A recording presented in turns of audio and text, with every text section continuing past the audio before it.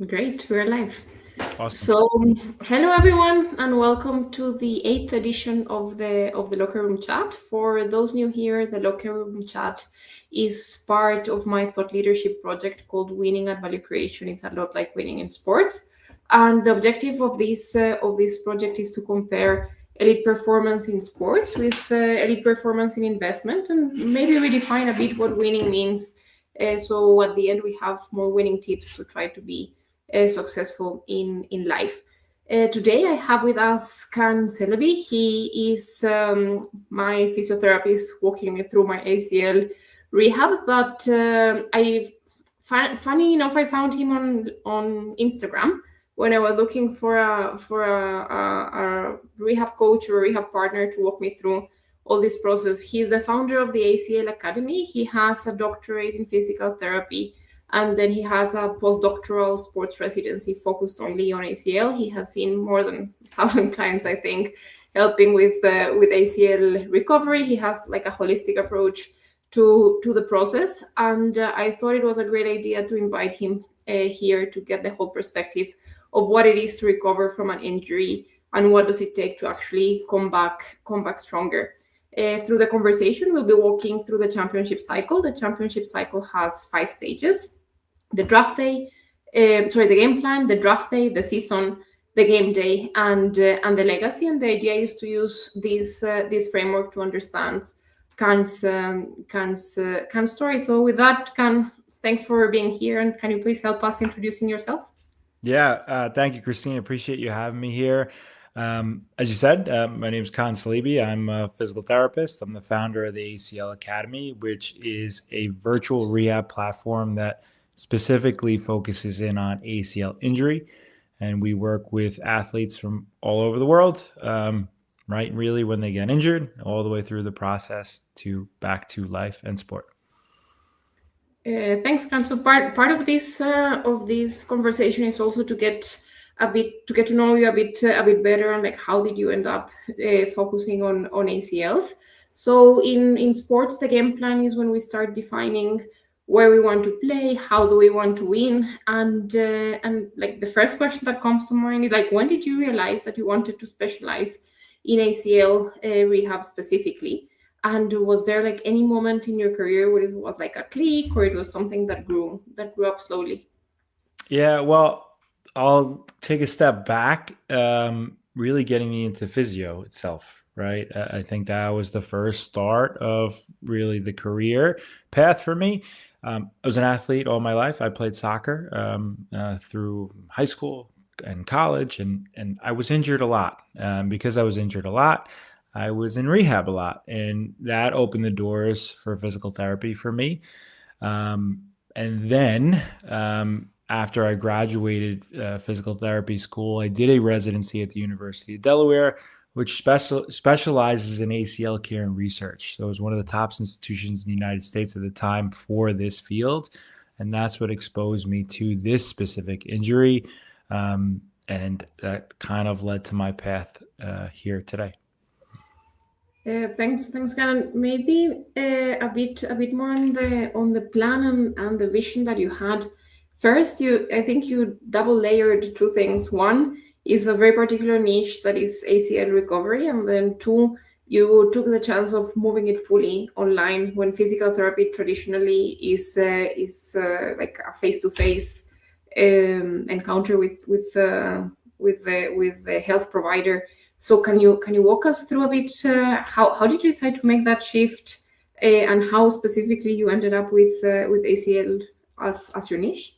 Yeah, well, two things. One, I think people don't understand physical therapy is such a huge field, and sports medicine, orthopedics is a small part of a big field from neuromuscular care to pediatric care to um, uh, like a wide range. So when you look at sports injuries, uh, and somebody goes through an ACL injury specifically, a lot of times they are referred to any specific clinic. Those clinics are very generally based. So to me, I didn't think people were getting appropriate care for such a high level specific injury like this. And when I did get into ACL care, my goal was how do we make this better? So before even online, it's well, how do we make this better?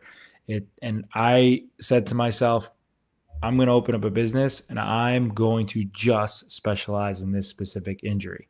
And a lot of times I was talked out of it. And it took some time for me to say, nope, this is what I'm going to do. And I think when I finally like kind of just put myself into it, I realized how people were craving this. They weren't looking for a generalist. They were looking for somebody who specifically understood the injury, the intricacies of the injury, and then can guide them through the whole process. So that's how we started in ACL care. And then the online portion I can get into, but I don't know if you had any follow-ups on that, or if you wanted me to just kind of get into the virtual side. Maybe before jumping into the virtual side, I think it'll be good to put into perspective what does this injury mean, and a bit why does it need such specific care? Because we see like a lot of, especially soccer players, big names dropping out, and it's called like one of the worst injuries that people can have.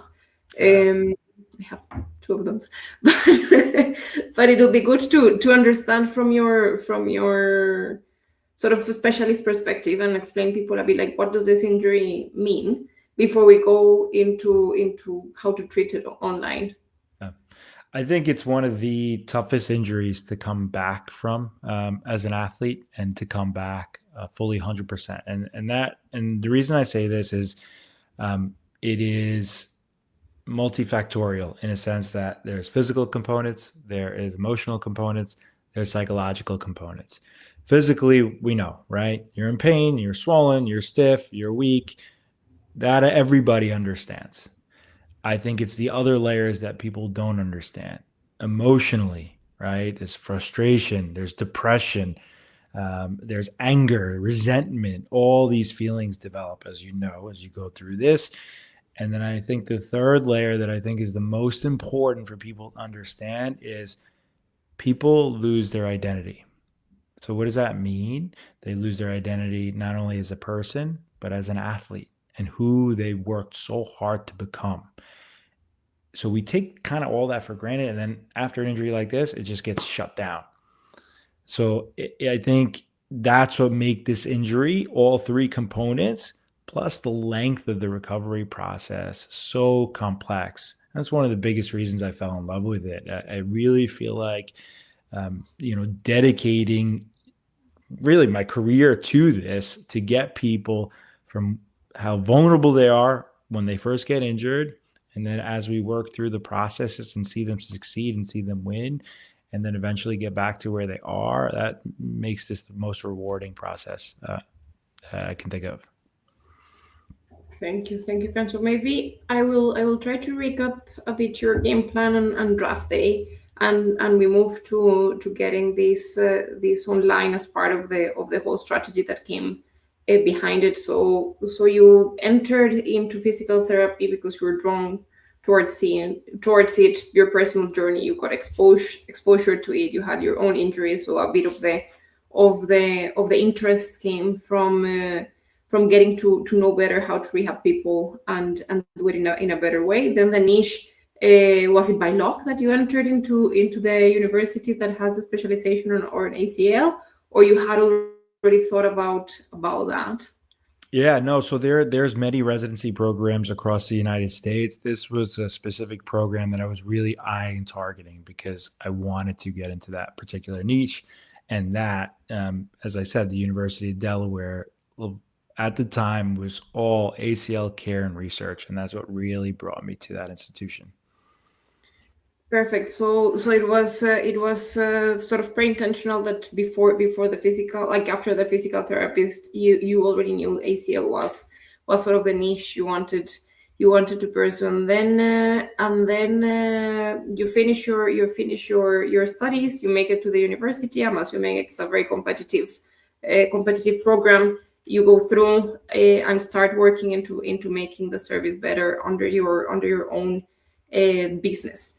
So now can we move to not only making your business and making their ACL better, but just having that innovation of making it online care? Yeah. So somewhere around 2019, as what I noticed was social media, right, and internet and Google searches and YouTube channels. What I found is people were specifically actually at Facebook, which kind of brought this attention to me. Is all of a sudden I started seeing ACL support groups, and people were asking questions, and I would read these questions, and I wouldn't understand them because I'm like, why aren't you speaking to your physical therapist about this? Why aren't you speaking to your doctor about this, your surgeon about this? They were reaching out to other people searching for answers because they weren't getting the answers from the care that they were given.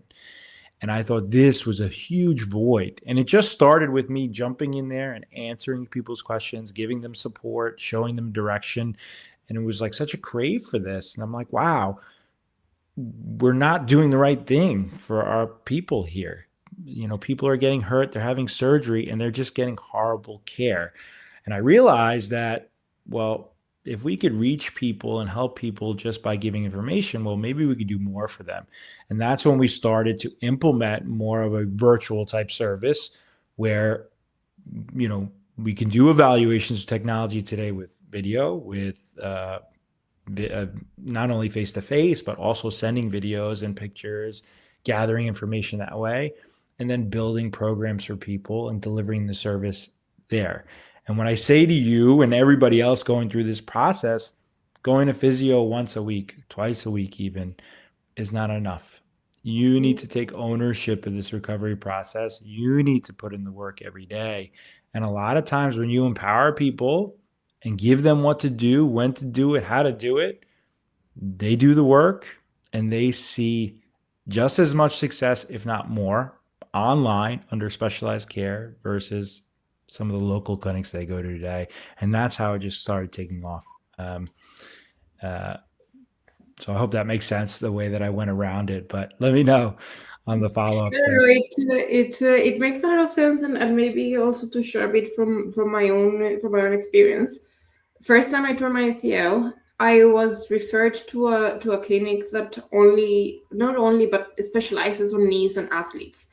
So I managed to be there for the first 6 weeks of my care, and I saw like a big difference, big improvement. Then I moved to back to Kenya where I live, and there are very good physiotherapists here, but they're not specialized. So I did get care, but I found like certain things in my knee were not 100%. So like my flexion was not fully back.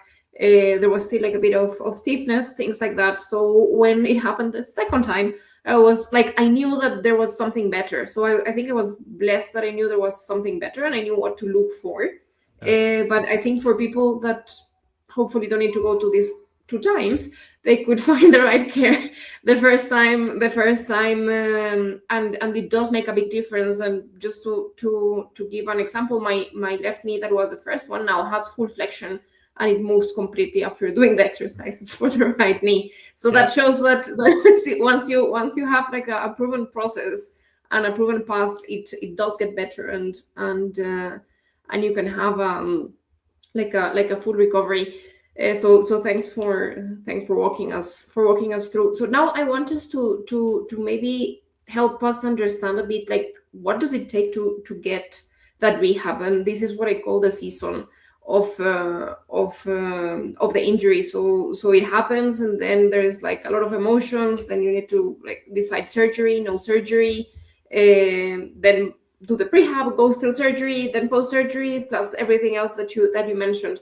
So I think it'll be nice if you can walk us through that whole process of from getting an injury. How do you confirm that you have an injury? When do you decide to have surgery? Yeah. And how do you walk with people through this season that it's almost a year? Yeah, just about. And there are, there are many phases of the recovery process, and it really starts with when you get injured.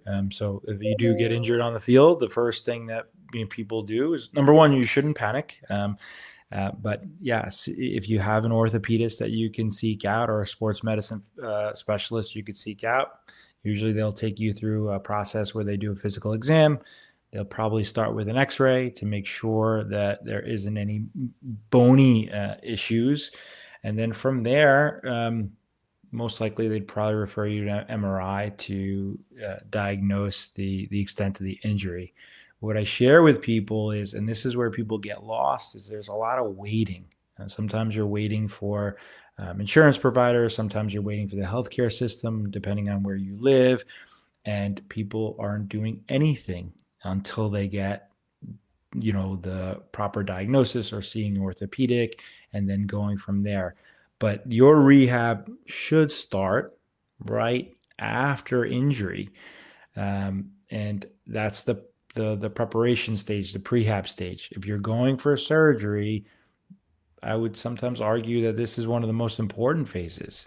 If you can prep the knee for surgery, meaning you get the swelling down, you get the range of motion back, and you get as strong as possible, we know the post-op outcomes are much better. So I always try to educate that piece. That's the first phase. So you prep for surgery through the prehab, and then the post-op phase starts day 0. So it's also about education and making people informed. They should know exactly what to do the day of surgery, and that's your exercises, your rehab starts then and there. This is what I call the foundational phase, and this by far is the most important, because if you can nail down a few things right after surgery, it sets the tone for the rest of the recovery process.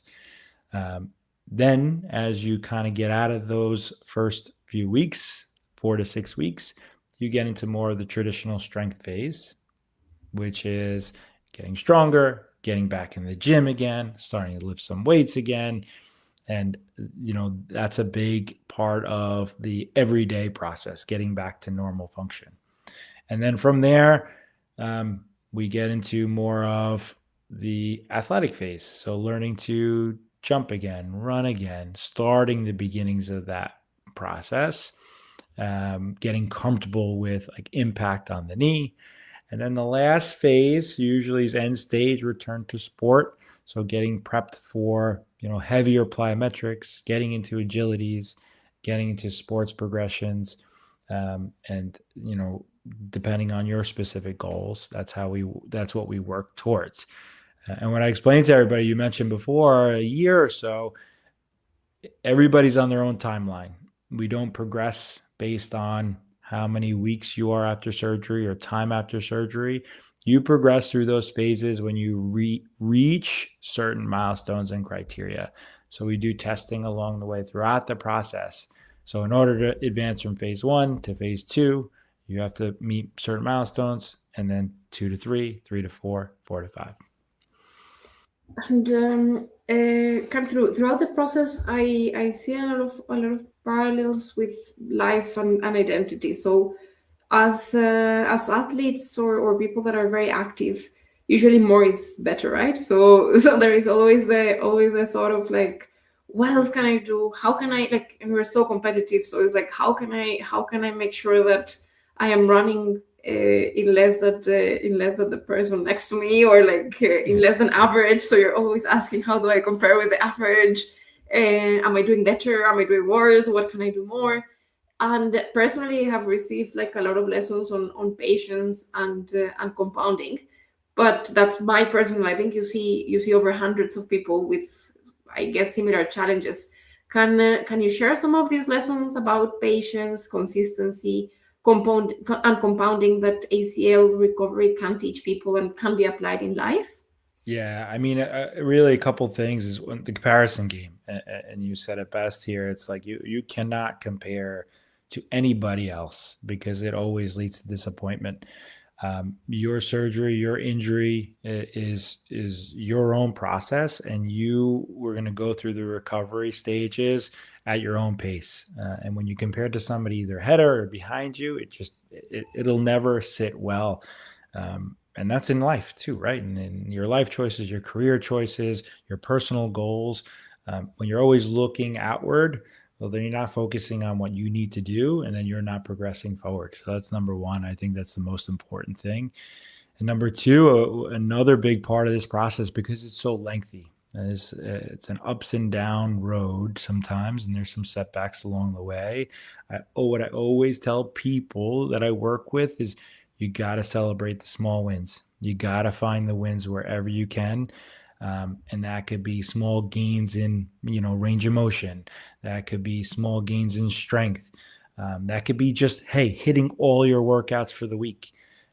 And you recognizing that, you celebrating that helps with the consistency of the process.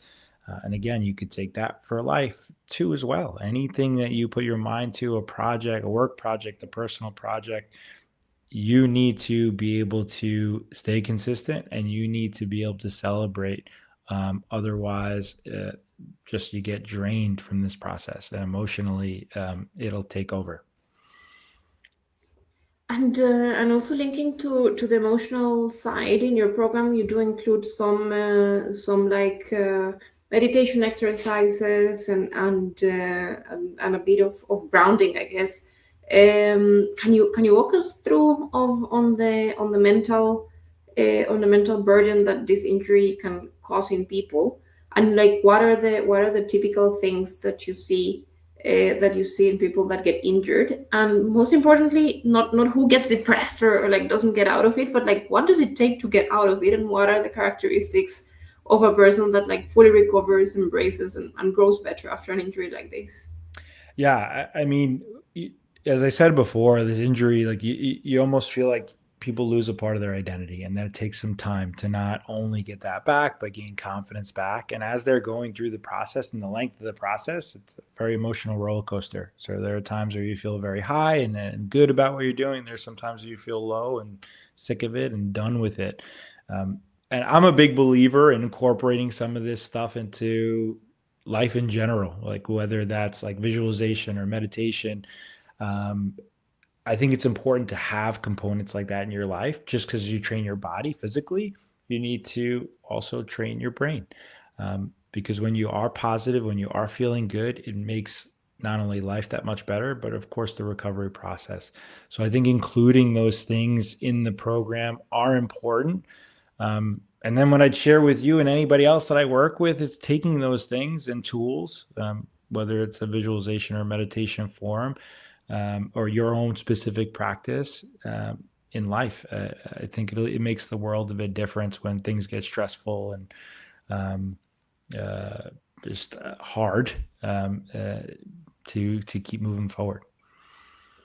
And then after the like all the tools and all the recoveries, what do you think this injury teaches people? What are like the main lessons people get out of this from? There's so many. I mean, patience probably one of them, but strength, realizing that you're stronger than you ever were before, meaning not just physically, right? Yes, we build your strength up and we get you back, but I do think mentally, after going through this, and you know going through this process, it challenges you in so many ways.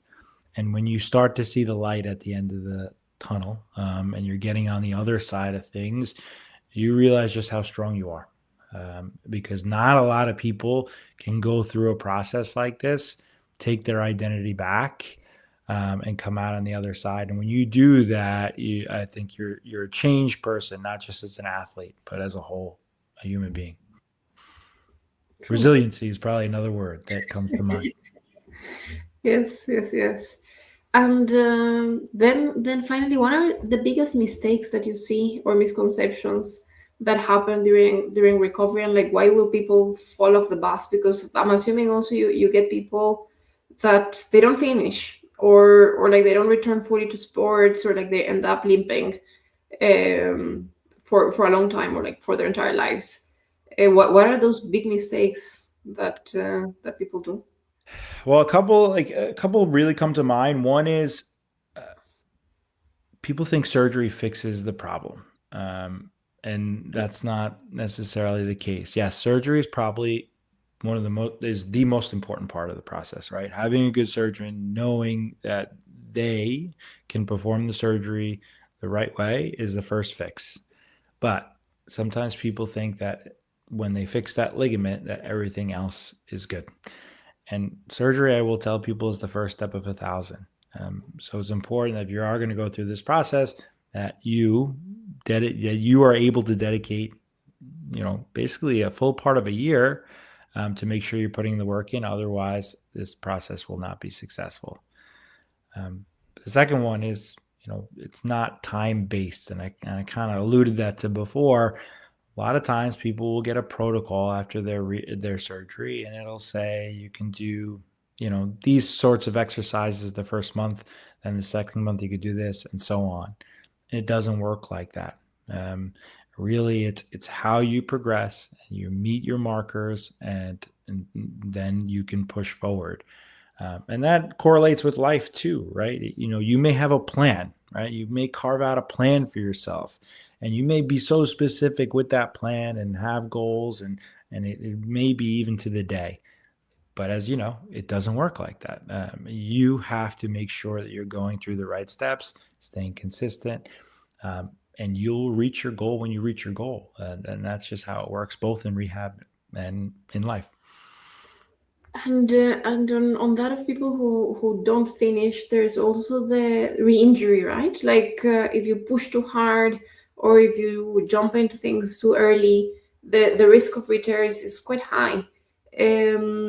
Can you walk us through also, because for me that's been one of the biggest lessons of this whole process, how not to rush and how not to try to do more than what should be done.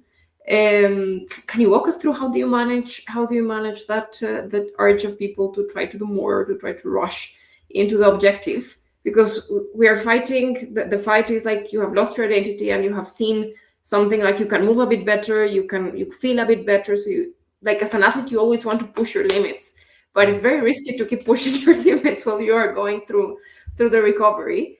So what are your thoughts and recommendations here?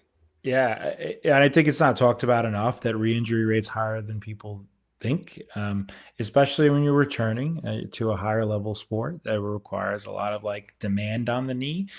There's some re-injury rates that are reported as high as 25 and 30%, right?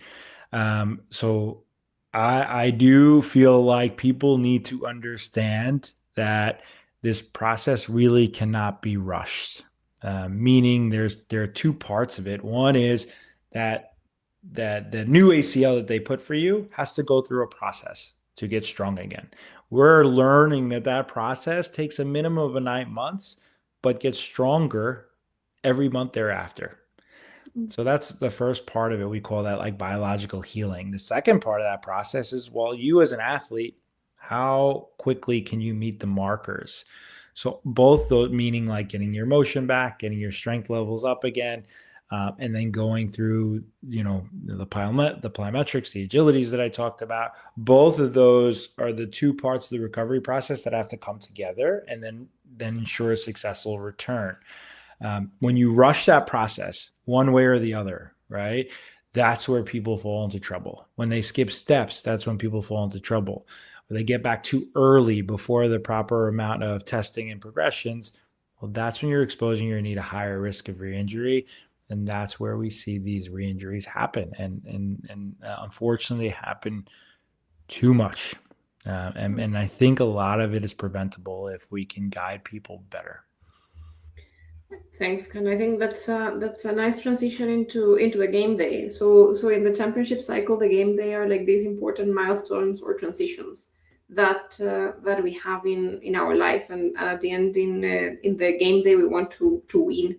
And you previously shared that it's important to celebrate like these small wins throughout the process. So if you could break down the game days in the ACL recovery, like what are the main points that people should go through to end up winning and graduating. Yeah, I think a big part of if you're going through this process is really working with somebody that understands the different milestones. But the most important thing is objective testing, and I talk about this all the time. It's not about necessarily how you feel. It's not necessarily, oh, the knee's been doing great lately. Well, how do we put some objectivity to that? So people need to understand that we need to assess markers like, of course, range of motion is in the beginning, right? Making sure your knee is responding the right way and you're getting the appropriate range of motion back. But when you get into further into the process, we start strength testing, which and we do this ad nauseum, which is basically once a month and meeting certain markers. And when we reach a certain strength capacity, that's when we can introduce the next phase, whether that's plyometrics and some jumping and some hopping and getting into running. And then we can do some more testing, which is basically some jump testing or some hop testing and going through parameters like that to assess side to side. When you put objectivity into this process and you take away the feel and how I am doing, um, that's when we're set up better for success. So anybody who's going through this process or about to enter this process, that's one of the major things that they should be looking for, that your physio or your rehab specialist is guiding you based on those objective numbers. And that will 100% with certainty bring down your re-injury rate, or risk for re-injury, I should say. Thanks, Kaan. Maybe do you have any recovery stories or moments through all the patients that you have seen that have stayed with you and like remind you why do you do this job? Anything you Yeah. want to share? I mean, I have too many, and I rather what I want. What has been the most like life changing for me, like doing this specific work. Um, Usually, my initial phone calls or the initial evaluation with somebody that's a new patient that doesn't know me well. uh, they start off in a place that you can tell that they're very vulnerable, they're upset, and usually these calls are usually pretty emotional, where they're crying and they're upset about what they're going through, as you know, right? And then being able to take that person who's not really them, right? The way that I say it, you're just not that person, and then you take them through this process, they reach the end of the process, and you see the whole transformation, and you see the confidence that they have, the strength that they have. They realize that they got through it. That the front end and the back end, and you put that together, that's what I really love about this work. Taking people through that whole process and being there for them, to support them, to guide them, it feels like a true win for me. And they share, they're back in the game, or they play in their golf tournament, or they won their race, or whatever it may be that you celebrate with them, and that honestly is the most rewarding thing I could possibly think of. Thanks, Kaan. And maybe also to jump on your personal journey. Do you have any game days that you want to share with us? Like any particular wins? Can it be professionally, academically, or building the academy that you want to share? Yeah, I mean, I think the first one was the residency. It was something earlier in my career. I was a year out of school. I didn't even know how I would do. It was a very stressful time for me, and to get through a program like that, I think it changed my whole career path. I'm forever grateful for that sports residency program that I did. Then the opening of my own business, like having getting over myself to say, hey, you know what, I'm going to go out on my own path instead of working for somebody. And that was like a big leap of faith. I left a job, a career. I had kids at the time. It was a big, big deal to do that. And really the third was the ACL Academy, the virtual platform, the side of it. The reach that we have now. I've worked with people in 30 different countries plus. And I look back on it, and every time I think about it, it's like a wake up moment to say, wow, I'm working with people all over the world.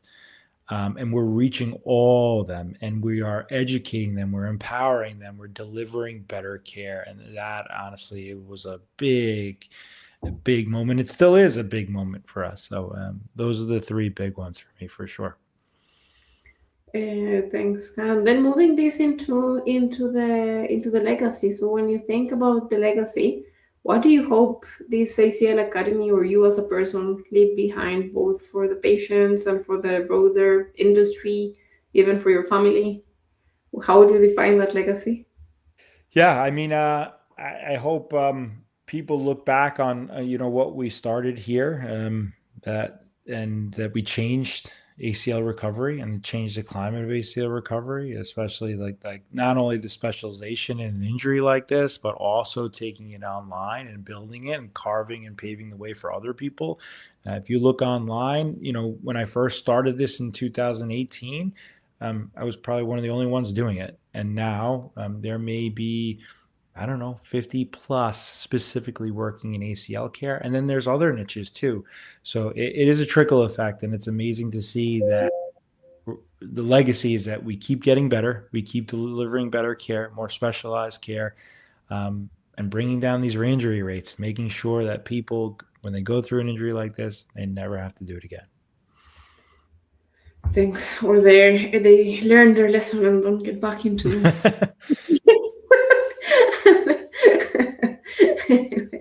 If one person is listening to this conversation and they have an injury tomorrow, what will you want them to remember, or what will be your piece of advice? Yeah, first, don't panic. Right, this is yes, it's a big injury, it's a complex injury, but with the proper guidance and support, you can be exactly who you were before. I always want people to understand that you get a surgery like this to be 100% of who you were and not a shell of what you were. So when you go through an injury like this, please seek out good care, seek out a specialist care, educate yourself, and then start the process. Coming back. Thank you, Kaan. I don't know if you have any other thoughts or anything else you want to share. No, I really just appreciate you being, inviting me on this call. I appreciate being able to share, our story, our platform, and with you. And I hope some people will be able to listen to this and take some value from it. Super. Thanks, Kaan. Maybe I'll just take a few minutes to also share a bit of that personal journey, and then how you helped. I think I'm still like in the middle of the season of the injury, but I think it's worth sharing a bit and laughing a bit of those moments as you're walking a bit of how you do the process. I was just laughing of how it went. So I think I have shared widely. I tore my left ACL in 2022. I did the surgery, I recovered, I came back, and that first injury was doing MMA, and I decided to come back to jiu-jitsu. And coming back to jiu-jitsu, a bit of that ego and competitiveness came through. So I decided not only I was coming back, but also I was going to compete. So I went for my first competition class, and the right knee was gone.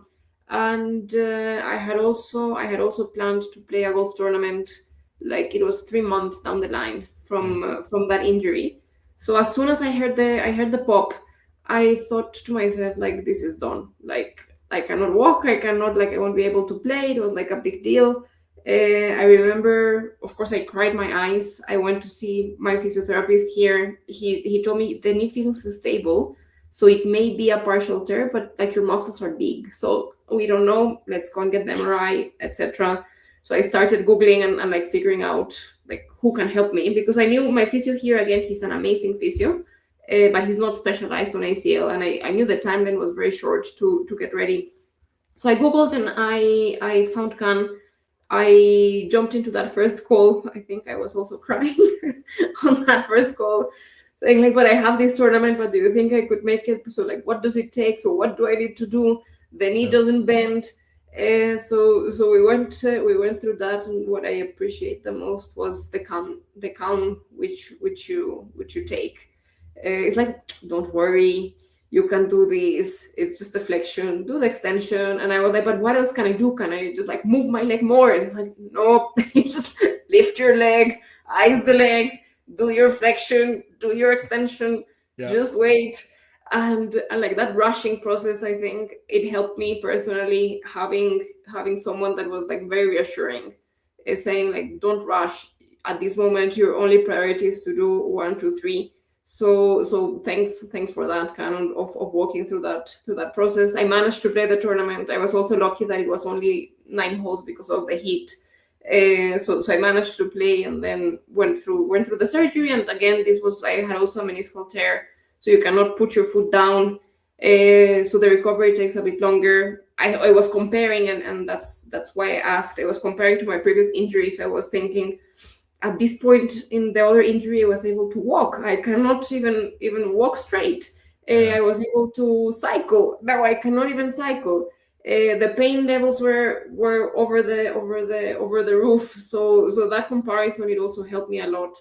And then the structured approach of saying you should be only doing A, B, and C. Don't do more than that, because you will overstretch yourself. So I guess for me, that main lesson has been, don't overstretch yourself when you're going through a recovery. Give yourself the time and the grace to go through. So then if I put sort of my whole journey, I'm still in the plyometrics. I have not fully graduated, so hopefully soon I could come fully back. And through the process, I have told myself, like, this is not it's not a life-threatening injury. I'm okay. I should be grateful, like, for everything that I have. I have access to good care. I have access to things, but having to repeat yourself that every day is not easy. So, like, you do get down, and yeah, you can't move, you can't do your things, you gain a bit of weight, then you're thinking, like, then it's even worse for the knee, because you're not supposed to gain weight, because the knee the knee's not allowed to be bearing more weight. So then you start spiraling, these conversations. But Oh yeah. It comes in waves for sure. For sure. But but you said it really good there with the overwhelm, and I think when we give people structure, when we give people a game plan, when we give people small things that need to work towards, it really helps them understand, number one, educate them, number two, but also empower them to be like, okay, this is what I need to focus on. I can do that. And then once they nail those things down, and then building from there. So like, I think I'm so glad you said that, because it helps people understand that, hey, when they have a game plan, when they understand what they need to do, they can execute it. And most people will be successful in that. And that's, a testament to how you're progressing through the process.